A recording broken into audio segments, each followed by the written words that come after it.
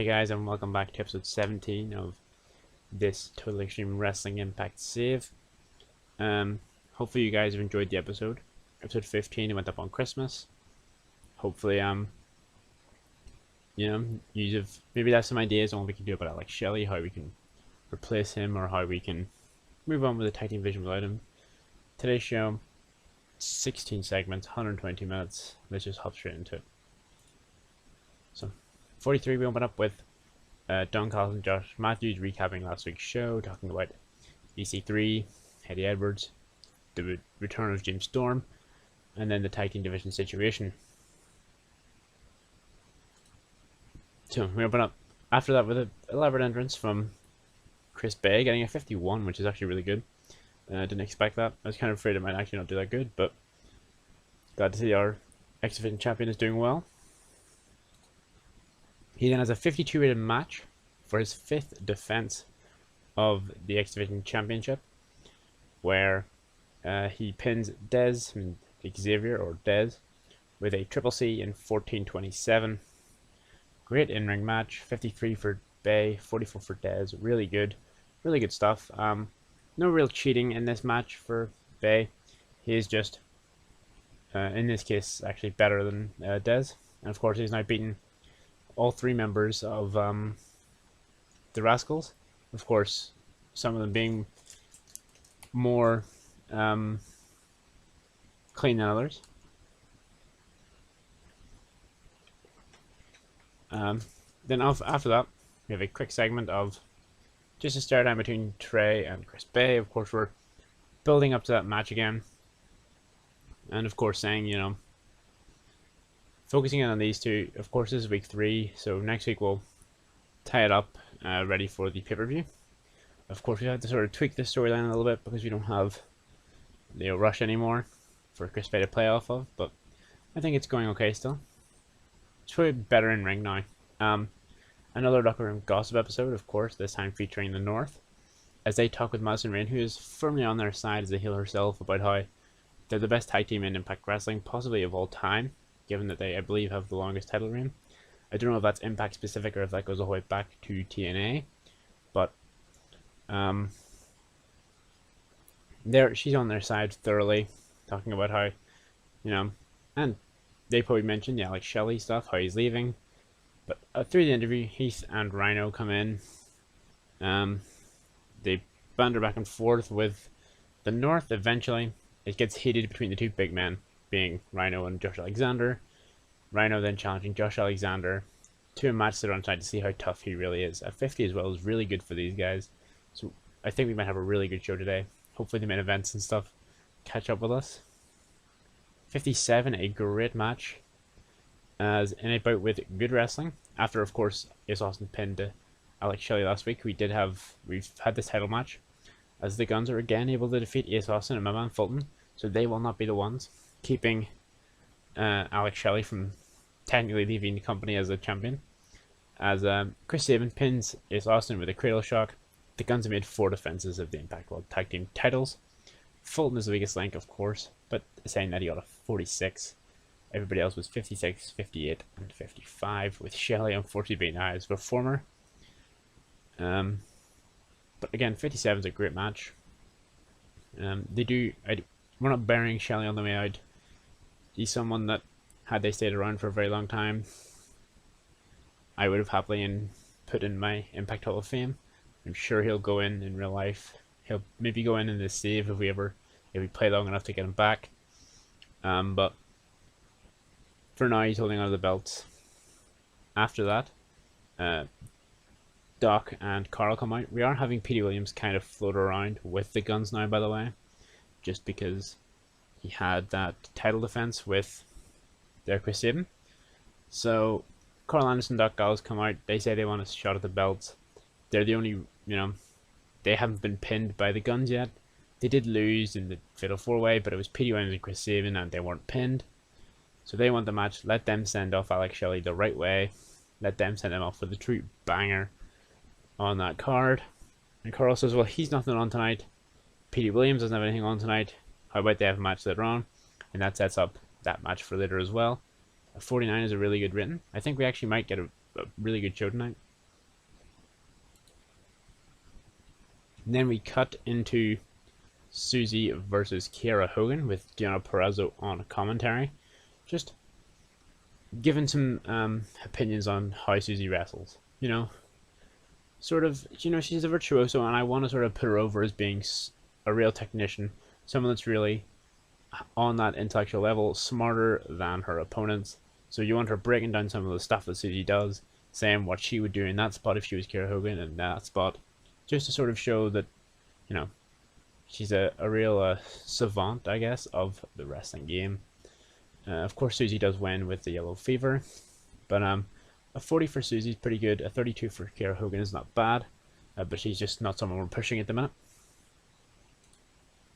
And then, of course, after the match, we again have Deonna Purrazzo come down from the ramp, stare down with Susie, and sort of wave at her. Again, we're not having Deonna get too involved in it, and Susie's not really a physical, brawly kind of character, so we're kind of trying to go about this story differently. Let me know if there's anything you guys would have done.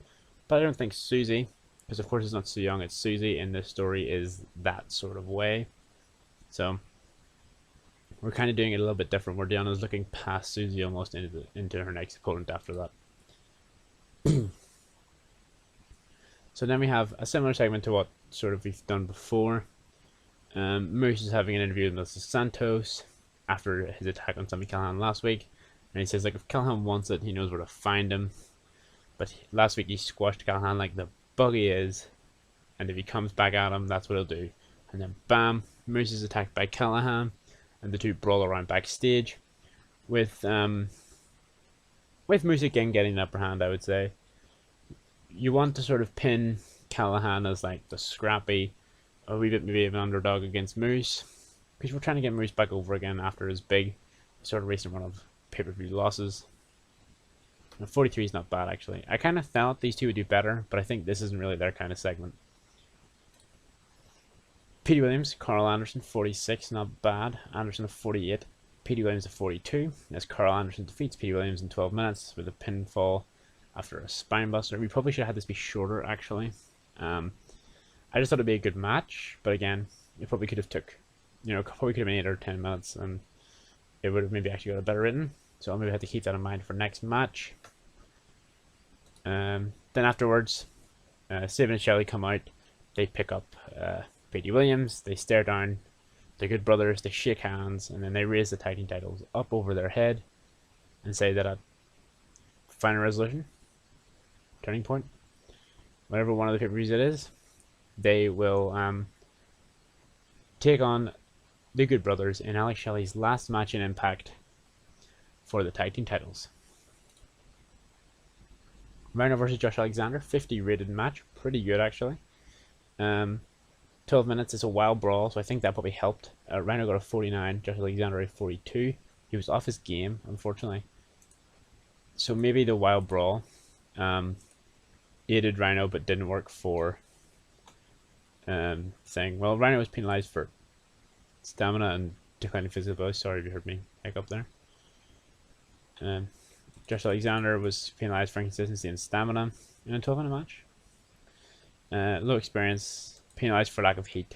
So the Rhino and the Rhino Heath in the North storyline is not over yet fully, but hopefully we can get it to the point where it is. I think it's probably going to be a really good match. I think it's clearly it's a simple storyline.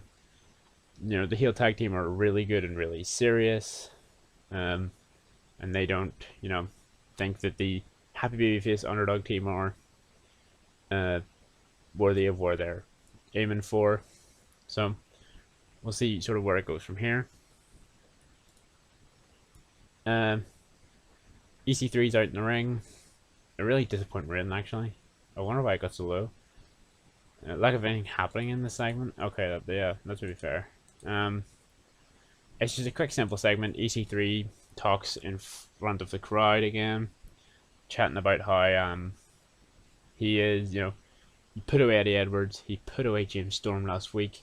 He's just running through all the Impact Old Boys, all these relics of Impact Wrestling, and he's going to rebuild Impact in his image, and he is going to control the narrative in Impact Wrestling. When he says that, Eddie Edwards' music hits, runs down to the ring, gets a bit of a brawl on with EC3. EC3 rolls out of the ring. He's in a nice suit. He's not messing up in a brawl with Eddie Edwards. Able to get to the ramp, holds the title up, but Eddie Edwards, he's back 2 weeks before the pay-per-view, or I guess a week before the pay-per-view, sort of, whatever way that works. And he is ready to kick EC3 from pillar to post. And then straight into our main event, a 49. Not great. I think our card unfortunately has went down in quality as we went along, but to cover up with, to catch up with Rich Swann after he cost Eric Young last week. Eric Young will teams up with Rob Van Dam in this match, as Rich Swann teams up with Brian Myers, the guy he got the win for. As him and Brian Myers are able to defeat Eric Young and RVD. Swann pinning RVD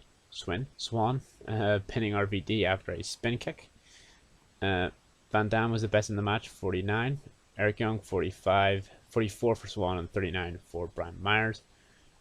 Some good stuff in there. Unfortunately, I hope this hasn't dipped out too much because we looked really good off the bat here. RVD brings a lot of positives. RVD, he's just sort of the only other heel other than... We sort of have a handful of main event worthy heels, but way more main event worthy baby faces. So it was hard to find someone to pin with Eric Young. I'm not in love with the idea of it being Rob Van Dam, but it is what it is, you know what I mean? You know, because for the main event baby faces, you've Eddie, Rich, Sami Callihan, you've the Rascals. We used Brian Myers here. You know, you could have had the Guns, the Good Brothers, and with the heels, you kind of really only have EY, RVD, EC3, Moose, and you know, maybe Ace Austin, the North, Chris Bay. Like, it's not, I don't feel like it's as big of a thing, or at least it didn't feel like it when we'd already used a lot of them at the minute. Because like we could have probably had, you know, maybe someone else other than Brian Myers teaming up with Rich Swann, whereas I think it's harder to pick someone for EY to team with. And then the show closes on a 41 from Eric Young and Rich Swann. Swann celebrates his win. EY jumps him, beats him down, and that's what the show ends on. Just a quick segment, sort of build up the heat and the hatred between them, as now Eric Young is firing back. He's the one striking instead of Rich Swann. Because we went from Rich Swann attacking EY after EY had put him out injured and it not being a thing for EY, it wasn't personal, to now Eric Young is attacking Rich Swann. It is personal for him.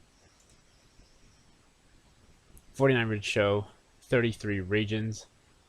I feel like the show really dropped off after the start. You see our 52 here with Chris Bay defeating Dez. A 57 here for the tag team title match. And then we sort of slowly went down. I thought Josh Alexander and Rhino were going to pick it back up. And 49 is not bad. The 49 overall show, but I feel like we could have been a 50, 51 if we had have maybe flipped the card, unfortunately. But this was sort of the way I wanted the card, and I'm okay with the way it turned out. Next week, hopefully we can put on a really good go-home show. That's what I'm looking for. It's been easy to get all this stuff on the card at the minute. I think most of the matches are going to be pretty just normal one-on-one matches or tag team matches. The only one really written in, well, there's a couple of matches written in, I guess, officially. The Guns versus the Good Brothers is fully set up for the pay-per-view, as is Eddie Edwards and EC3. So we just have to decide, I guess, if there's going to be a stipulation on some of the matches. Rich Swann and Eric Young might get a stipulation, although maybe probably not actually.